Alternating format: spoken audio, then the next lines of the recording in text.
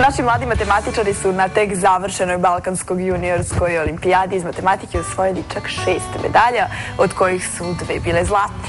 Sa nama su upravo dobitnici zlatnog odličja, Maksim Stokić i Marijana Vujadinović, u pratnji njihovog profesora Đurđa Baralića. Dobro jutro, matematičari. I dobro nam došli u naš jutarnji program. Bolje vas našli. Jeste umorni, jeste se odmorili? Pa, jesmo ovako, posle neprospani, dosta noći. Slavili, to je slavlje je bilo veliko, tako.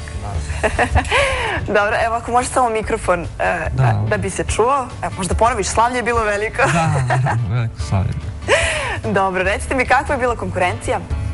Pa, bilo je 9 zemalja i konkurencija je onako bila dosta dobra i mi smo bili zauzeli drugo mesto, prvi su bili Rumuni i Bugari i tako, iako smo imali jednog člana ekipe manje koji nije mogao da dođe s nama. To ekipno ste bili drugo mjesto, je li tako? Opet smo postigli sjajan rezultat. A ti si osvojio zlatnu? Da, ja i Marijana smo osvojili zlatnu medalju.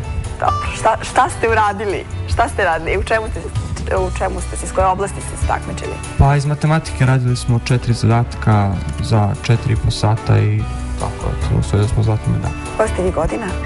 Ja sam prva godina, ona je 8. razred. Marijana je čak 8. razred i već ima zlatnu medalju na olimpijadi. Bravo, Marijana, kakvi su tvoji utisci? Evo, možeš ti nešto da vam kažeš sa takmičenjem? Meni je bilo odlično. Uglavnom sam bila naopterećena zadacima. Zaista je bilo prelepo mesto gde smo bili. Nismo mogli na bolje mesto što se Balkanijade tiče. Srbija ima dosta talentovanih mladih matematičara. Ja moram da kažem, da iskoristim priliku prvo da pozdravim ostale članove naše ekipe koji su se isto postigli sjajan rezultat srebrne medalje. To su Anđela Šaković, Branko Grbić, Bogdana Jelić i zamenik vođe Nenad Vojić, koji su isto, ovako, da kažem, pomogli. Također, ja bih volio da se zahvalim onima koji su pomogli da ekipa Srbija ode na Kipar, jer imali smo problema sa novcem, znači uglavnom su platili matematičke gimnazije i škole ovih ostalih učenika i roditelji su pomogli da se na Kipar organizuje samo takmičenje, odlazak na takmičenje. Da, taj put koji je trebao. Ja sam svima, da kažem, ovom prilikom zahvaljujem na tome, jer vidite koja bi šteta bila da oni nisu otišli na Kipar. I znate kako uvek kad sa našim mentalitetom nešto postoji, uvek smo najjači kada je najteže i evo da kažem postižu sjajan rezultat. Uvek je, moram da kažem da to izaziva veliku pažnju na tim međunarodnim, kad god odemo negdje u inostranstvo, ta činjenica da je kod nas takva situacija, a da u takvim uslovima postižemo tako izuzetne rezultate. Evo da iskoristim samo još jednu priliku da se zahvalim onima koji su održali, da kažem, pripreme ekipi, koji nisu dobili nikakav honorar za to. To su pored mene bili Miloš Đorić, Aleksandar Pejčar i Stevan Gajević, pa evo da kažem sve njih da pozdravimo, da su i oni, da kažem, pomogli da se postigne ovakav rezultat. A naravno ništa to ne bi bilo da nemamo ovako pametnu i talentovane decu. Da, učenike. Dobro, u svakom slučaju organizacija je bila dobra i sve je na kraju dobro ispalo. Medalje su tu, tako da... Da, divno smo se pravili. Moram da kažem da Kiprani bili su izuzetni domaćini, da su nas veoma lepo primili tamo i pored, da kažem, onako i da nas nam svima pričamo pred emisiju kako i dalje ne verujemo da je to tako brzo prošlo i da smo bili u takvom luksuzu i tako to. Kipar je zaista jedna divna zemlja i nama prijateljska i stvarno naklonjena Srbiji, tako da kažemo, i njima se zahvaljujem ovom prilikom, zato što smo proveli, tako kažem, tamo 4 divna dana. Vama, koliko je bilo potrebno odricanja i koliko vremena da se ostvari ovakav uspeh? Pa, dovoljan je samo redovan rad, nije potrebno nešto sad mnogo. Naravno da je potrebno više da se radi, ali samo redovno i to je potpuno dovoljno. Marijana, koliko si ti vežbala? Pa, ne mislim da je potrebno da se radi onoliko koliko nama prija. Ja sam radila matematiku uvek samo zato što je volim, a ne ciljano da bih došla na neko takmičenje. Mislim da treba raditi onoliko koliko prija i koliko je... Đorđe, da li misliš da je talent za matematiku i za ovakve uspehe presudan ili može ipak sve radom da se postigne? A ja bih rekao da je važno i jedno i drugo. Dakle, talent koji se ne neguje će se zapustiti, to vam je kao što imate lepu prirodu pa vi ne vodite računa o njoj pa onda to se pretvori u nešto drugo, tako i sa talentom. Ali opet opet rad sam ne može, znači da vi ne možete nekog na silu napraviti, da od njega napravite dobrog matematičara, znači potrebno su i jedne i druge, znači. Mora da se spoji, je li tako? Da se spoji. I biti vredan i biti talentovan i onda je uspeh zagarantovan. Jest. Vi ste bili vredni, talentovani ste i eto, zbog toga imate zlatne medalje, ja verujem da ćete ih i dalje osvajati. Da kažem još da dodam, ne samo što su i talentovani, oni su ovako i dobri drugari, jako dobra ekipa, jako dobra deca i stvarno su nas dostojno reprezentovali.